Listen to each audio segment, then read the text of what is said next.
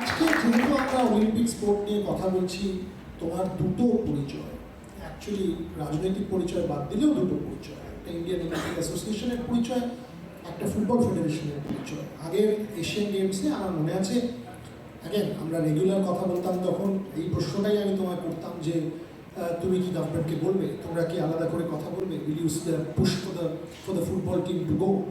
এবছর এই প্রেক্ষিতে যখন ধরো তিনটে women's team AFC Asian cup খেলছে, ভালো খেলছে, ইন্ডিয়া থেকে ফার্স্ট টাইম এরকম একটা অ্যাচিভমেন্ট হয়েছে, এশিয়ান গেমস আসছে, will you speak to the ministry, have you spoken to the ministry, আলাদা করে কোনো এই ধরনের রিকোয়েস্ট বা চেষ্টা কি থাকবে to ensure that the Indian football teams travel to the Asian games? দেখো, এর একটা তোমার প্রেক্ষাপট নিশ্চয়ই বুঝতে হবে। গতবার 2022-এ যে হাংজাও এশিয়ান গেমস হয়েছিল, তার আগে শেষবার ভারতীয় ফুটবল দল 9 বছর আগে শেষবার পার্টিসিপেট করেছিল। বর্তমানে খেলাধুলো আমার মনে হয় চন্দন রায় যদিও আমার সাথে একমত হবে, আমাদের দেশে খেলা যতটা না মাঠের মধ্যে রয়েছে তার থেকে বেশি কোর্ট রুমে চলে গেছে।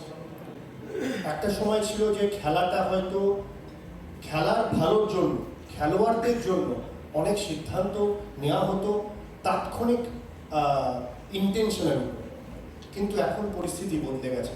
এখন প্রতিটা সিদ্ধান্ত নেওয়ার একটা পরিণতি রয়েছে, একটা কনসিকোয়েন্স রয়েছে, যে কোনো মানুষ তোমার ওই সিদ্ধান্তটাকে কোর্টে গিয়ে চ্যালেঞ্জ করতে পারে।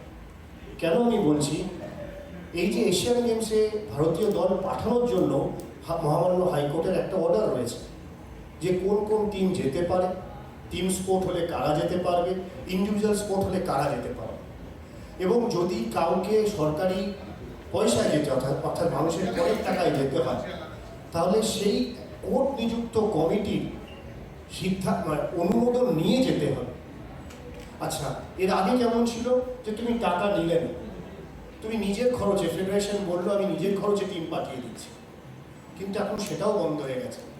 যে টিম যদি পাঠাতে হয় তুমি টাকা নাও না নাও, দেশের সরকারের অনুমোদন লাগবে, এবং দেশের সরকারের অনুমোদন নেওয়ার আগে হাইকোর্টের 3 মেম্বার কমিটি আছে, সেই 3 মেম্বার কমিটিরও অনুমোদন লাগবে।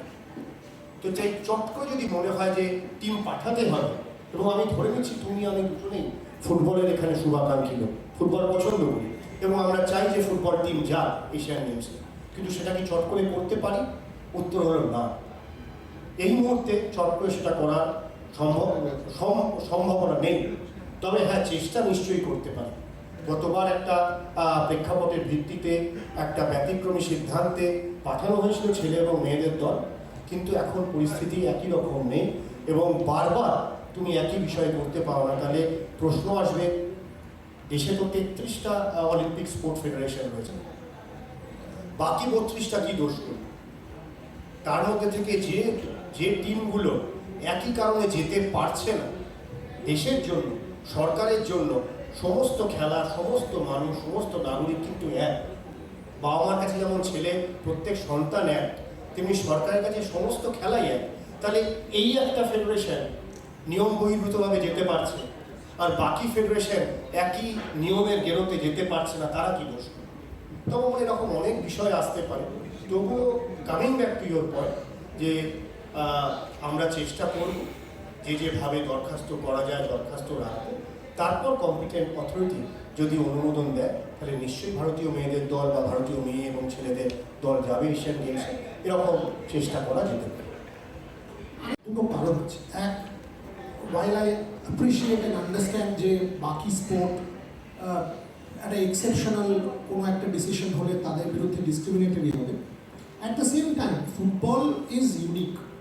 Football is a mass participation sport, fandom সেটা এতটাই আলাদা যে একমাত্র ক্রিকেটের সাথে কম্পারেবল, আর কারোর সাথে কম্পারেবল নয়।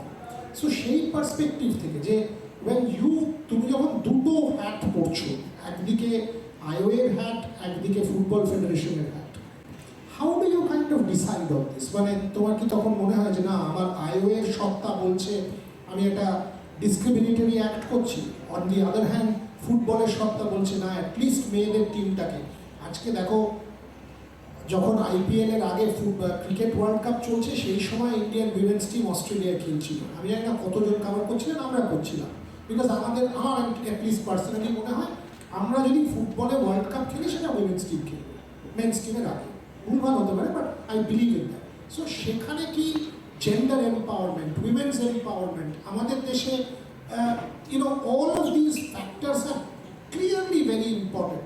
At least women's team পাঠানোর জন্য কি একটা প্রচেষ্টা করা উচিত? 100% ইয়েস, প্রচেষ্টা করা উচিত। ব্যক্তি বিশেষ একটা সিদ্ধান্ত নিতে পারে না। ব্যক্তি বিশেষ যদি কোনো কমিটিতে থাকে, সে প্রস্তাব রাখতে পারে। এআইএফের প্রেসিডেন্ট হয়ে একটা দরখাস্ত, একটা প্রস্তাব রাখা যেতে পারে যে ফুটবল যেহেতু দ্বিতীয় জনপ্রিয় খেলা ভারতে, যদি কোনো ব্যতিক্রমী সিদ্ধান্তের মধ্য দিয়ে তাদেরকে সুযোগ করে দেওয়া যায়, এটা দরখাস্তটা রাখা যেতে পারে, প্রস্তাব রাখা যেতে পারে। সেই প্রস্তাব যে সর্বসম্মতিভাবে বা মেজরিটি সহ পাস হবে কিনা বাকি যারা মেম্বার রয়েছে তাদের উপর এটা নির্ভর করে। কিন্তু হ্যাঁ, ব্যক্তি হিসেবে নিশ্চয়ই করতে পারে। আবার যদি মনে করো কোনো সিদ্ধান্ত সরাসরি তুমি সেই সিদ্ধান্তের বেনিফিশিয়ারির মধ্যে আছো, যে কনফ্লিক্ট অফ ইন্টারেস্টের ব্যাপার হয়ে যাচ্ছে, তাহলে যদি আমি কোনো অলিম্পিকের মিটিংয়ে বসি এবং সেখানে যদি ফুটবল সংক্রান্ত কোনো সিদ্ধান্তের ব্যাপার দাঁড়ায় এবং সেটা যদি বাকি ফেডারেশনের তুলনায় ফুটবলকে একটা সুবিধা পাইয়ে দেওয়ার ব্যাপার হয়, তখন সেই সিদ্ধান্ত থেকে আমাকে রিকিউজ করে আসতে হয়। এটাই হচ্ছে গিয়ে সংবিধানের নিয়ম। তুমি খুব সঠিক কথা বলেছ যে মেয়েদের 3টে ক্যাটাগরি 17, 20 এবং সিনিয়র প্রথমবার ভারতীয় মহিলা ফুটবলের ইতিহাসে তারা এএফসি খেলছে। এটা রাতারাতি সম্ভব হয়নি। এই মুহূর্তে তুমি আমি যখন বসে আছি, এআইএফএফ এর পোর্টালে 47,000 মহিলা ফুটবলার রেজিস্টার হয়েছে। 47,000 মহিলা ফুটবলার রেজিস্টার হয়েছে।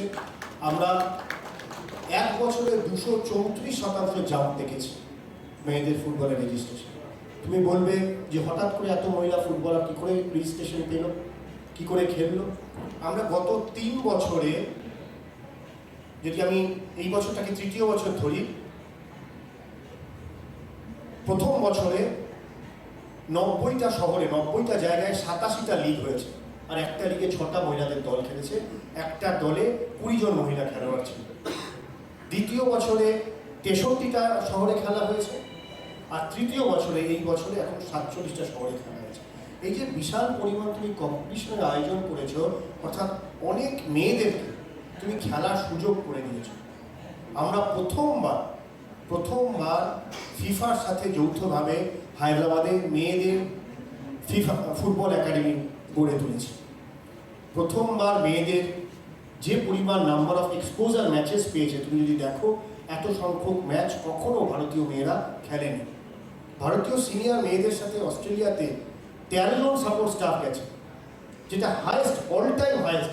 এত সাপোর্ট স্টাফ ভারতের জাতীয় দলের সাথে কখনো যায়নি। ভারতের পুরুষ দলের সাথে 12 জন যায়, সেখানে মহিলার সাথে 13 জন গেছে। এরা 47 দিন তুর্কি এবং অস্ট্রেলিয়াতে ক্যাম্প করেছে। তো এদেরকে যতটুকু প্রিপারেশন দরকার, এবং তুমি কীরকম সময় করছো, যেরকম সময় ডিসেম্বর 2025-এ তোমার 15 বছরের মার্কেটিং রাইট এগ্রিমেন্ট এক্সপায়ার করেছে, অর্থাৎ জানুয়ারি থেকে তোমার এই মুহূর্তে কোনো স্টেডি মার্কেটিং পার্টনার নেই, তবুও তুমি কোথাও এই 3টে দলে বিদেশ সফরের জন্য, বিদেশি কোচের জন্য, অন্য প্রস্তুতির জন্য কোথাও তুমি কম্প্রোমাইজ করনি।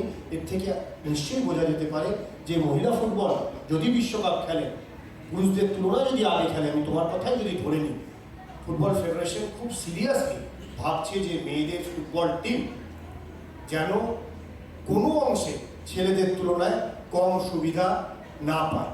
সে কোচিং, টেকনিক্যাল বা অন্যান্য যা যা সুবিধাটা ন্যাশনাল টিম পেতে পারে, পুরুষ এবং মহিলারা যেন সমান সুবিধা পায়।